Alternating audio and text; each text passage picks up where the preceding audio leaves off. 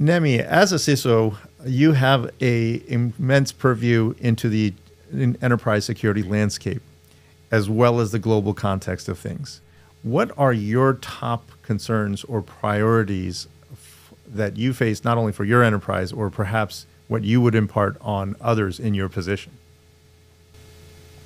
I think, in this role, there's always a theme, right, that you have to be aware of, and it often changes every 3 to 5 years. I think looking back the last 3 years and something that is going to move on into the next 3, I would say supply chain being one of them, because you cannot get away from supply chain. And by supply chain, I don't mean your procurements, right? Your HVAC vendors and all of these poor HVAC guys they've got a bad rap since Target, but that's not what I'm referring to.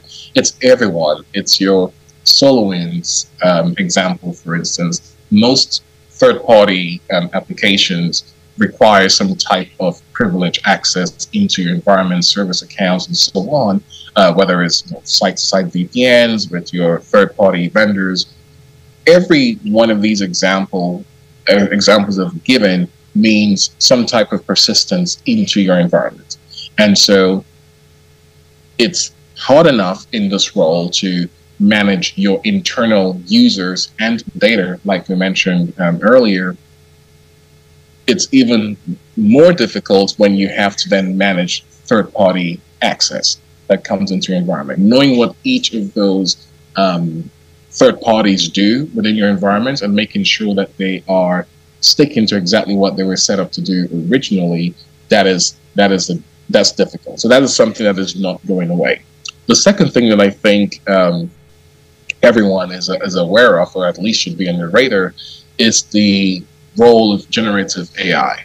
When you think about, outside of all the headlines with ChatGPT and Bard and all that, when you look at the possibilities, you can use these tools to detect vulnerabilities in your code, for instance. You can use these tools very easily to write applications and malware to exploit those vulnerabilities. You have cases of people moving corporate data into these platforms to help write reports and end-of-year summaries and all that. So the risk of data exfiltration and sort of data leakage is so high using these tools.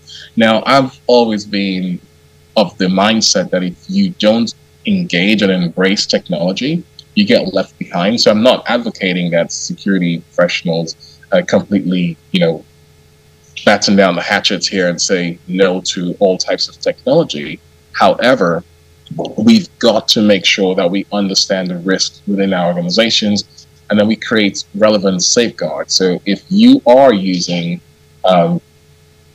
generative AI or large language model tools within your organization, set clear guidelines for their use and use tools like DLP or other tools that are able to detect when your information you don't want is going out onto these platforms. That's something you have to be aware of. And one last thing is maybe an advantage that they also provide that we can tap into. I mentioned these tools being able to detect malware. In the same way the adversaries are using it, you should use these tools where appropriate to detect malware, to scan code and all that within your organizations. And most of the vendors out there are, they have an enterprise version where you can contain the data within your own tenant, within your own environment. So use those, embrace the technology, but be aware of the risk that they pose.